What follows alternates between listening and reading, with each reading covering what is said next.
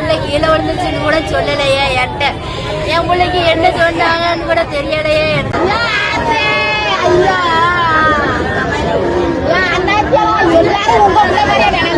ஒரு நீதி ஐயா நாளையில இறந்துருக்கு.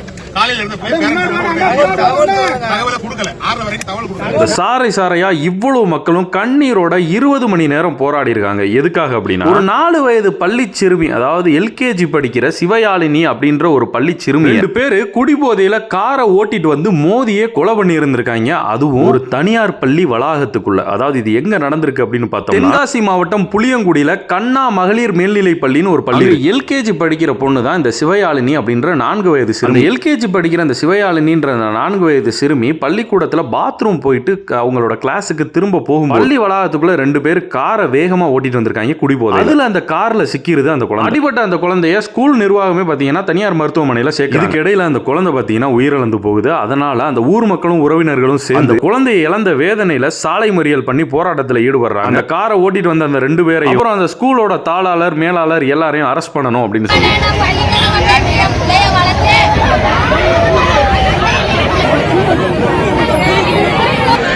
கிட்டத்தட்ட 20 மணி நேர போராட்டத்துக்கு மாவட்ட காவல் கண்காணிப்பாளர் மாதவனோட தலைமையில பேச்சுவார்த்தை நடத்துறாங்க. இந்த குற்றத்தை ஏற்படுத்தின முக்கிய குற்றவாளி அந்த கார் டிரைவர் முள்ளிக்குளத்தை சேர்ந்த ராம்காந்த் அப்படின்ற ஒருத்தன் தான் இதை பண்ணி இருந்திருக்கேன். அவனுக்கு வயசு 42. அவனையும் அவன் கூட பயணம் செஞ்ச செந்தில் ராஜா, அவனுக்கு 32 வயது. இவங்க 2 பேரையும் போலீஸ் கைது பண்ணி சிறையில் அடைச்சிருக்காங்க. இவங்க 2 பேர் மேலையும் ஜாமீன்ல ஈஸியா வெளியே வர முடியாத அளவுக்கு வழக்கு பதிவு செய்யப்பட்டு அவங்கள சிறையில் அடைச்சிருக்காங்க. அதை உறுதி செஞ்சதுக்கு அப்புறம் தான் அந்த ஊர் மக்கள் அந்த போராட்டத்தை கைவிட்டிருக்காங்க. என்னைய கேட்டா அவங்க 2 பேரையும் கைது பண்ணது மட்டும் பத்தாது. ஒரு தனியார் பள்ளியோட கேட்டுக்குள்ள பாத்தீங்கன்னா ஒரு கார்ல, அதுவும் குடிபோதையில 2 பேர் வந்திருக்காங்க. அவங்க கண்டிப்பா அந்த பள்ளியோட தாளாளருக்கு தெரியாதவங்களா இருக்க மாட்டாங்க. இருக்கிறப்போ இந்த மாதிரி ஒரு சூழ்நிலையில ஒருத்தன் வந்து அந்த காம்பவுண்ட் கேட்டை தாண்டி உள்ளுக்குள்ள வர்றேன்னா அந்த செக்யூரிட்டி வந்து அனுமதிச்சிருப்போம். இது மொத்த இந்த பள்ளி நிர்வாக நெக்லிஜென்ஸ் தான் இந்த குழந்தை உயிரிழந்தது காரணம். அந்த 2 பேர் மட்டும் கிடையாது. அந்த பள்ளி தலைமை வந்து ஆனா முன் வந்து இழப்பீடு வழங்குறதா சொல்லியிருக்காங்க. அந்த இழப்பீடுலாம் ஒரு பக்கம் இருக்கட்டும், ஆனா அந்த பள்ளியோட தலைமை தான் இதை பொறுப்பேற்றுக்கிறனும். கண்டிப்பா அவங்களும் தண்டிக்கப்படணும்.